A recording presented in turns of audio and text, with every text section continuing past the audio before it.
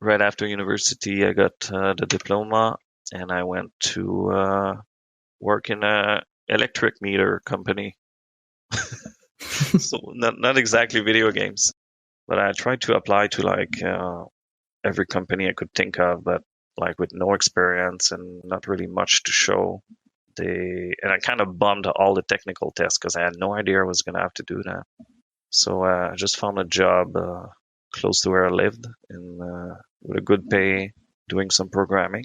I did that for like I think almost 5 years or like 4 years, and then I quit to make my first game, Mactabilis. That was during the early days of indie games, like when Braid came out, and then a bunch of smaller indie games came out. That was the time when you weren't even sure if you could get on Steam, and I didn't. Greenlight didn't exist. I don't know if you remember the Greenlight system. It was just before that. Then when Greenlight came, I eventually got in, but it was way too late. Like if you didn't get Steam back then, you had zero exposure. There was just nothing else.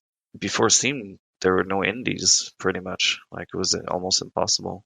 So yeah, Mactabilis bombed. I had no more money, but because I had made an actual game and shipped it, I got hired at Ubisoft in Montreal, which is essentially the biggest single studio in the world, and that was amazing.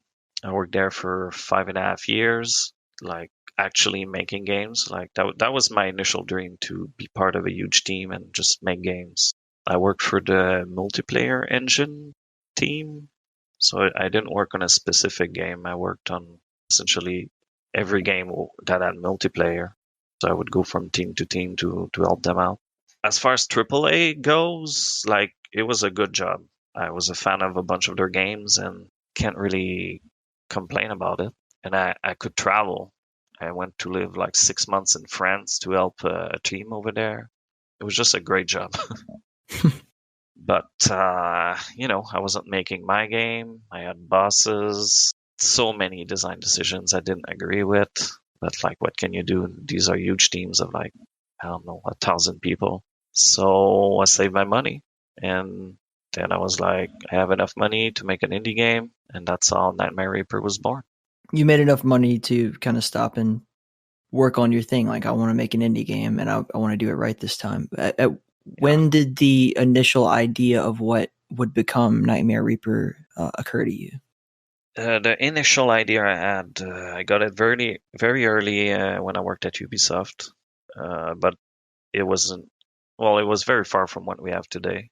At first, I kept the Mactabilis engine, which was a fully custom C++ OpenGL engine, and tried to make like the simplest of Wolfenstein clones.